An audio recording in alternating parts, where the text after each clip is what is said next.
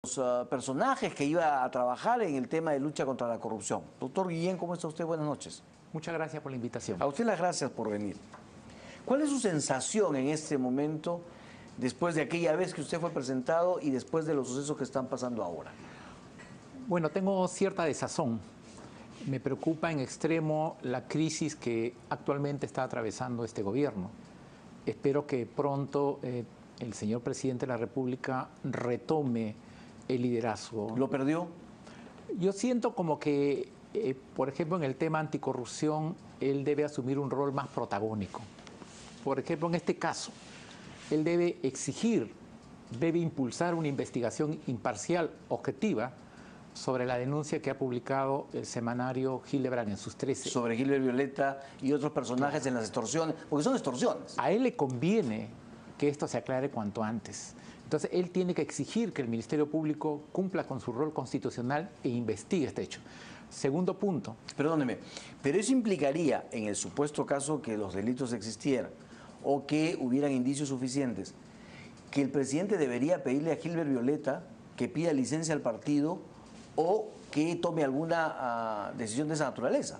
Veremos cómo se llevan a cabo las investigaciones, pero lo cierto es que este estado de cosas no puede continuar, porque actualmente se nota claramente que hay una cierta discrepancia entre dos bloques claramente definidos, y el presidente tiene que tener un rol protagónico de liderazgo en el tema anticorrupción y tiene que exigir al Ministerio Público que lleve adelante una investigación ante esta grave denuncia. A él le conviene mucho más esto. ¿Al presidente? Al presidente. Segundo punto, tiene que garantizar que los denunciantes, las personas que han concurrido a la prensa, tengan las garantías del caso. Veo con preocupación hoy día que un medio periodístico habla de que el señor Marco Maldonado ha sido objeto de amenazas de muerte. Eso es inconcebible en una democracia.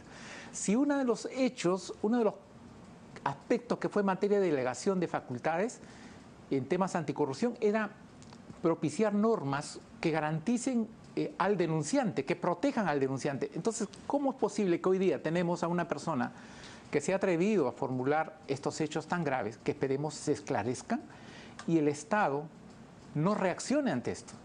Entonces, hay una situación de inmovilismo, de parálisis, que es preocupante. Entonces, esto se tiene que zanjar cuanto antes, porque esto le hace un grave daño a la democracia. Yo creo que pero Pablo Kuczynski tiene un compromiso y yo confío en él, que él va a retomar un liderazgo en el tema anticorrupción. Espero que lo haga cuanto antes. Ahora, como decíamos en el bloque anterior, la mayoría de los casos que están saliendo a luz, o que por lo menos son motivos de cuestionamiento hasta que se investiguen, involucran a personas que han sido llevadas por Pedro Pablo Kuczynski al gobierno, que han trabajado en la campaña política, incluso con usted, en la campaña electoral. Sí, yo los he visto muy cerca, Pedro Pablo Kuczynski, han trabajado intensamente durante la campaña. Entonces, no estamos hablando de gente, como decía el presidente, topos que se quedaron del gobierno anterior, no estamos hablando de esos casos, estamos hablando de gente que llevó el gobierno y que ahora son cuestionados o por sus propios militantes, por gente que dice que le dio dinero, o en el caso del doctor Moreno, por sus propias declaraciones que lo llevan pues a una situación terrible. ¿Qué pasó? ¿No hubo el filtro suficiente? ¿No hay el filtro suficiente? Bueno, en el caso del doctor Moreno es muy claro que los filtros fallaron. El Estado fracasó.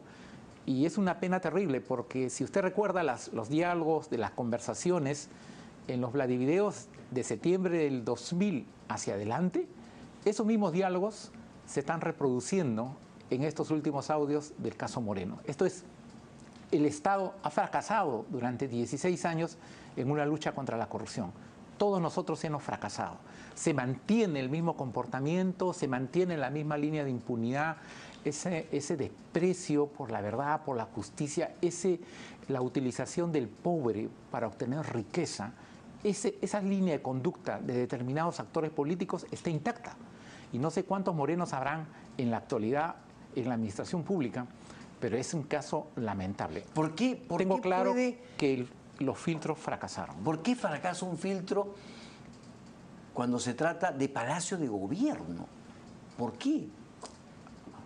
Bueno, hay una cierta debilidad en la estructura. O sea, El problema es que nosotros no tenemos una política anticorrupción en el Estado. Nosotros tenemos planes, tenemos multitud de normas, tenemos una serie de supuestos líderes anticorrupción, pero no tenemos una política estatal. No reaccionamos. Mire usted, denuncias salen todos los días en los medios y el Estado no reacciona. Instituciones como el Ministerio Público, encargadas de liderar la lucha contra el delito, no hacen nada. Muchas veces, ¿quiénes son los que denuncian y ponen sobre el tapete graves hechos de corrupción? Es la prensa. La prensa nos lleva 15 años por delante. Entonces, ¿cómo es posible? Instituciones que más bien deberían dar las primicias es a la inversa. Los periodistas de investigación son los que están realizando la labor que le corresponde realizar al Ministerio Público. Y esa es una situación grave, muy delicada. Pero Úrsula Lettona y Mauricio Mulder decían, por ejemplo, el tema de la lucha contra la corrupción era la principal bandera de Pedro Pablo Kuczynski. Y hoy, a los 2 meses y medio, cae él presa de ese problema, de un círculo que hay denuncias de corrupción. Sí, a mí me consta directamente que Pedro Pablo Kuczynski está interesado y está preocupado por el tema anticorrupción. Lo que pasa es que faltan decisiones. No está muy bien estructurado los niveles de gobierno. No hay una fluidez de las ideas, no hay una reacción inmediata. Acá lo que se necesita es construir un sistema nacional anticorrupción, construir un equipo anticorrupción como existió en el año 2001. ¿Y eso se está haciendo? No se está haciendo con la celeridad del caso. La población exige medidas inmediatas. Exige, no solamente en temas anticorrupción, sino también en temas de seguridad, exige resultados. ¿Usted en el tema de seguridad tiene cuestionamientos? Hubo un cierto desorden al inicio.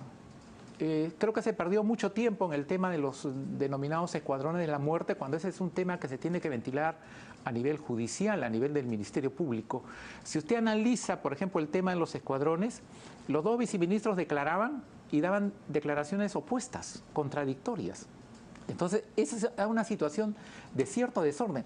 El hecho, por ejemplo, de que alrededor de 200 o 300 patrulleros estaban estacionados nuevos en la escuela de policía en Puente Piedra y no se haya tomado conocimiento de eso, demuestra que no se tomó posesión del cargo con el debido conocimiento y dominio. Entonces, eso se está superando.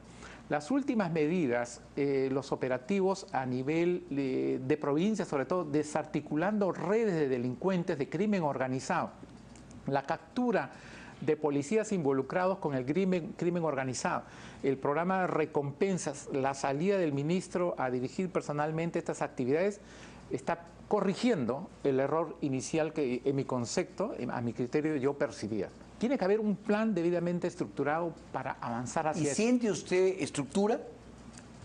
Yo siento que se están corrigiendo los errores iniciales en el tema de la seguridad. Ya, yo no me refería solamente a interior, sino a nivel del gabinete, del gobierno. ¿Siente usted una estructura?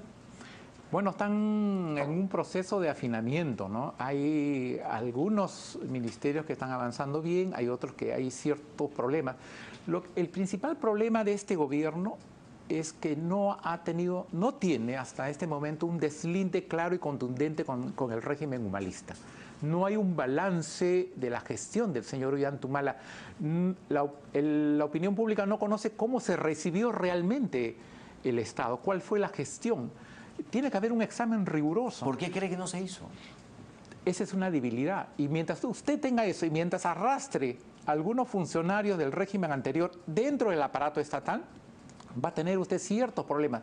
Yo no encuentro una explicación ni una respuesta. Eso le corresponde a quienes tienen el liderazgo y el manejo del Estado en estos momentos. Pero ¿Usted cree que el gobierno de Pedro Pablo Kuczynski debió deslindar y dejar a todos los funcionarios del gobierno anterior en el pasado, sacarlos y poner gente de su confianza? Yo creo que lo que se tuvo que hacer es una evaluación rigurosa de cómo funcionó el Estado durante el régimen del señor Humala. Hay cuestionamientos muy graves, por ejemplo, en el sector defensa, en el sector interior, también el tema en el Ministerio de Educación. En el salud ni que hablar, es un problemas graves que se vienen arrastrando, no del gobierno de Humala, sino de mucho antes. Entonces, ¿cómo puede usted asumir la conducción de un país si no tiene usted un balance general del estado de cosas como recibe. Es como si usted asumiera la conducción de una empresa y no tiene los balances en blanco y negro, no solamente las cifras que le entregan, sino una revisión exhaustiva y saber qué gente es la que falló. No es concebible que dentro de la administración pública los funcionarios ruleteen y estén cambiando ubicación de gobierno tras gobierno. Y una columna de Álvarez Rodríguez de hace unas semanas fue importante. Señaló que el principal problema para la inversión en el país son los círculos y anillos de corrupción que aún persisten dentro del aparato estatal. El problema es que, por ejemplo, el presupuesto del país ha crecido 4 o 5 veces desde el año 2000.